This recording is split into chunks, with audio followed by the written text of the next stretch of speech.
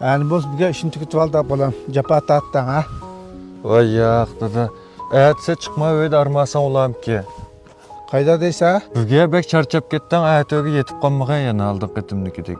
O şunu da esrep kettin bolam bu kaçlık işte. Sen mo yaşınıp kaldın da makul dep etmiş ki armalı kağaçını onluk kılıp alamız. Bir kişi ayeti koysak olmaydı. Neçkine koy akanlıp surat mı kalsa? Hiç kömedim nimiş kılıvat diki tan. Elbette öğünden çünkü oğandıkken bir aklımda bir iş kız buldu bolam akan.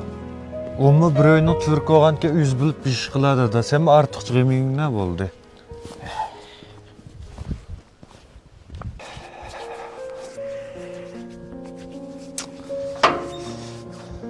Çiğdem Məgülə sansalğa məsləhət var.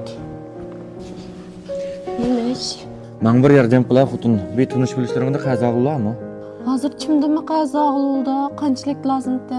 Qancha ko'p bo'lsa shuncha yaxshi. Bo'z bir 40-50 ming qo'yilib qo'ysan bo'ldi.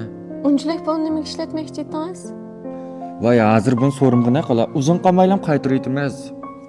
Menga demaydigan nimishga bu? Voy, bak yaxshi ishdaymi?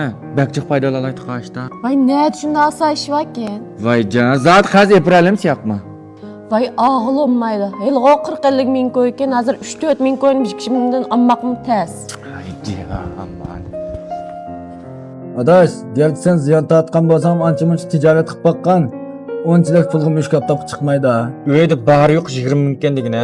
Hozircha ashni bir shilib tursak, keyincha Qiziq gap qildi ekansan, men sana 100 mingni chiqarim dedim. Sen kichkin pulni qilib tanga shil qilmsan, qamlasham-da. Sening hozir qavalingni bilmayman emas, bilma. Qo'lni kesmakcha qon chiqmaydi. Sening haqiqiy mushni qilg'in bo'lib qolsa pulni tayyorla. Vaqt bizni saqlab turmaydi. Tushundingmi?